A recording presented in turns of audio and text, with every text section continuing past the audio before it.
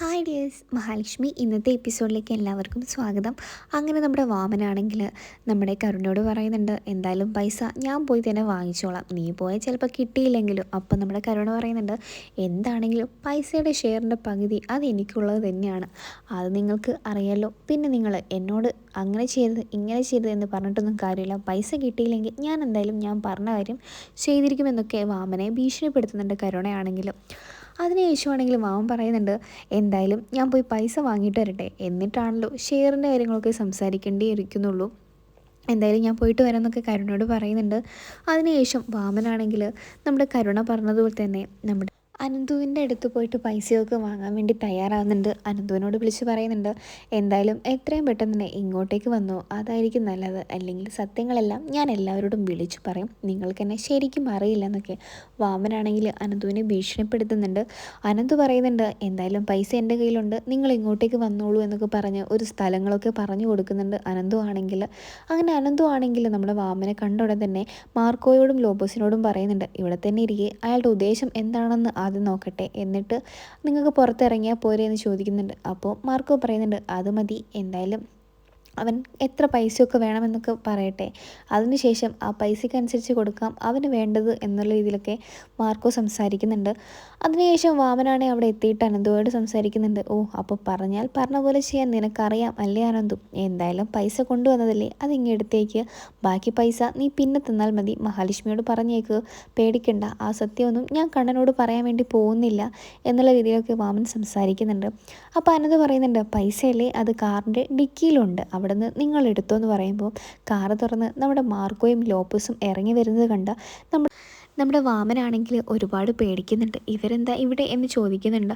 നിങ്ങളെന്നെ പറഞ്ഞ് കബളിപ്പിക്കുമായിരുന്നു അല്ലേ അനന്തു എന്ന് ചോദിക്കുമ്പോൾ നമ്മുടെ വാമനോട് അനന്തു പറയുന്നുണ്ട്, താൻ എന്താ വിചാരിച്ചത്, തന്നെ പേടിച്ച് ഉള്ള പൈസയൊക്കെ തനിക്ക് തന്ന മഹിയെ രക്ഷിച്ചെടുക്കുന്നു, എന്നാൽ താനൊരു കാര്യം അറിഞ്ഞു, എല്ലാ സത്യങ്ങളും ഞങ്ങൾ കണ്ണനോട് പറഞ്ഞിട്ടുണ്ട്, അവന് എല്ലാ സത്യങ്ങളും കാര്യങ്ങളും മനസ്സിലായിട്ടുണ്ട്, അവൻ്റെ അച്ഛനെ കൊന്നത് നിങ്ങളാണെന്നും കൊല ചെയ്യാൻ നിങ്ങൾ ആണ് എല്ലാം ചെയ്തത്, പ്രതാപൻ ഒരുക്കി കൊടുത്തതെന്നൊക്കെ കണ്ണന് മനസ്സിലായിട്ടുണ്ട്, എന്തായാലും നിങ്ങൾക്ക് വേണ്ട വഴിയെ കാര്യങ്ങളൊക്കെ വഴിയേ വന്നോളൂ, ഇപ്പം എന്തായാലും ഞങ്ങൾ പോവുകയാണ്, ഇനി ഇതിൻ്റെ പേരും പറഞ്ഞ് ഈ കൺമുമ്പിൽ പോലും ഞങ്ങൾ കണ്ടുപോകരുത്. മഹിയെ എന്തായാലും കണ്ണ് ഉപേക്ഷിക്കാൻ തയ്യാറാവുന്നില്ല, എന്തായാലും കണ്ണ് എല്ലാ സത്യങ്ങളും മനസ്സിലാക്കിയിട്ടുണ്ടൊക്കെ നമ്മുടെ വാമനോട് പറയുന്നുണ്ട്. അതിനുശേഷം ലോപ്പസും മാർക്കോ ആണെങ്കിൽ നമ്മുടെ വാമന് കണക്കിന് കൊടുത്തു വിടുകയും ചെയ്യുന്നുണ്ട്. എന്നതിന് ശേഷം നമ്മുടെ കരുണയോടാണെങ്കിൽ ഈ കാര്യത്തെക്കുറിച്ച് പറയുന്നുണ്ട്. നമ്മുടെ വാമനാണെങ്കിൽ പൈസയൊന്നും കിട്ടിയിട്ടില്ല, അവരെന്നെ ചതിക്കുമായിരുന്നു, എല്ലാ കാര്യം നമ്മുടെ കണ്ണൻ അറിഞ്ഞിട്ടുണ്ട്, കണ്ണനാണെങ്കിൽ മഹിയുമായിട്ട് ഇപ്പോൾ സ്നേഹത്തിൽ തന്നെയാണ്, അതുകൊണ്ട് ഇനി പൈസയൊന്നും അവരുടെ കയ്യിൽ നിന്ന് കിട്ടുമെന്ന് പ്രതീക്ഷിക്കേണ്ട, ഒരു പൈസയും അവരുടെ കയ്യിൽ നിന്ന് കിട്ടാനും പോകുന്നില്ലെന്നൊക്കെ ഉള്ള സത്യം നമ്മുടെ കരുണയാണെ മനസ്സിലാക്കുന്നുണ്ട്. അതിനുശേഷം കരുണയാണെങ്കിൽ നമ്മുടെ സ്വന്തം കരുണാലയത്തിലോട്ട് പോകുന്നുണ്ട്. കരുണാലയത്തിലോട്ട് പോയ കരുണയാണെ മനസ്സിലാക്കുന്നുണ്ട്, അച്ഛന് സ്വയംബോധമൊക്കെ വന്നിട്ടുണ്ട്. നമ്മുടെ പ്രതാപൻ പറയുന്നുണ്ട്, അച്ഛൻ പറഞ്ഞ തെറ്റുകളൊക്കെ അച്ഛന് മനസ്സിലായിട്ടുണ്ട്, ആ സത്യങ്ങളൊക്കെ അച്ഛൻ വിളിച്ചു പറയാൻ പാടില്ലായിരുന്നു, പക്ഷേങ്കിൽ അച്ഛനെ ആരോ എന്തോ പറയിപ്പിക്കുന്ന പോലെയാണ് അച്ഛന് തോന്നിയത്, അതുകൊണ്ടാണ് മോളെ അച്ഛൻ ആ സത്യങ്ങളൊക്കെ പറഞ്ഞത്.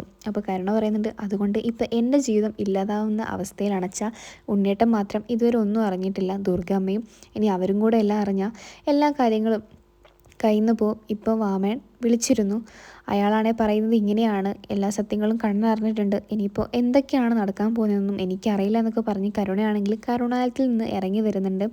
അങ്ങനെ നമ്മുടെ മോഹിനി പറയുന്നുണ്ട്, നീ ഇനിയും അവരുടെ ജീവിതം നശിപ്പിക്കാൻ വേണ്ടി പോവുകയാണെങ്കിൽ സ്വന്തം ജീവിതം ഇല്ലാതാവുന്നത് നീ നോക്കിക്കോ, അതായിരിക്കും നിൻ്റെ മുമ്പിൽ ഇല്ലാതായി നിനക്ക് ഉണ്ടാവുന്ന ഏറ്റവും വലിയ തിരിച്ചടി, ഇനിയെങ്കിലും പറയുന്നത് നീ ഒന്ന് കേൾക്കുക എന്നൊക്കെ കരുണയോട് പറയുന്നുണ്ട്. അപ്പം മോഹിനി പറഞ്ഞതിന് ശേഷം കരുണ ഒന്നും പറയാതെ അവിടെ നിന്ന് ഇറങ്ങുകയാണ് ചെയ്യുന്നത് തന്നെ.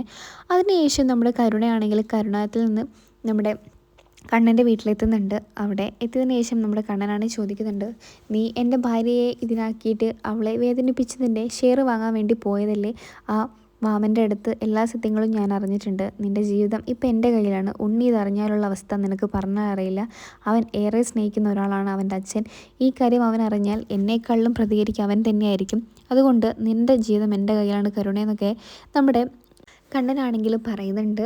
അതിനുശേഷം കരുണയ്ക്കാണെങ്കിൽ നല്ല പേടിയുണ്ട്. ഇനിയിപ്പോൾ ഇയാളുടെ മുമ്പിൽ പോലും ഇങ്ങനെ തല താഴ്ത്തി നിൽക്കേണ്ട ഒരു അവസ്ഥയാണല്ലോ അച്ഛൻ കാരണം ഉണ്ടായത്. ഇനിയിപ്പോൾ എന്താ ചെയ്യുക എന്നുള്ള അവസ്ഥയിൽ ഇങ്ങനെ നിൽക്കുന്നുണ്ട് നമ്മുടെ കരുണയാണെങ്കിൽ.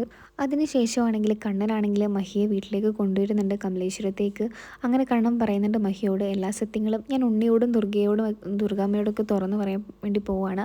ഇനിയെങ്കിലും എനിക്ക് എഴുന്നേറ്റ് നിൽക്കണം, എന്നിട്ട് സമാധാനമായിട്ട് ജീവിക്കണം. അച്ഛനെ കൊന്നതും കൊലയാളിയും കാര്യങ്ങളും എല്ലാം ഞാൻ തുറന്നു പറയാൻ പോവുകയാണ്. എനിക്കിനിയെങ്കിലും സമാധാനമായിട്ട് ജീവിക്കണം മഹാലക്ഷ്മി എന്നൊക്കെ പറയുന്നുണ്ട്. അപ്പോൾ നമ്മുടെ കണ്ണനാണെങ്കിൽ ഇനി എന്തായാലും ആ സത്യം മറച്ചു വയ്ക്കുന്നില്ല, എല്ലാവരോടും തന്നെ സത്യം തുറന്നു പറയുന്നുണ്ട്. അങ്ങനെയാണ് ഇന്നത്തെ ഒരു എപ്പിസോഡ് അവസാനിക്കുന്നത്. നിങ്ങൾക്ക് ഈ ഒരു സീരിയൽ ഇഷ്ടമാണെങ്കിൽ ചാനൽ സബ്സ്ക്രൈബ് സപ്പോർട്ട് ചെയ്യണേ.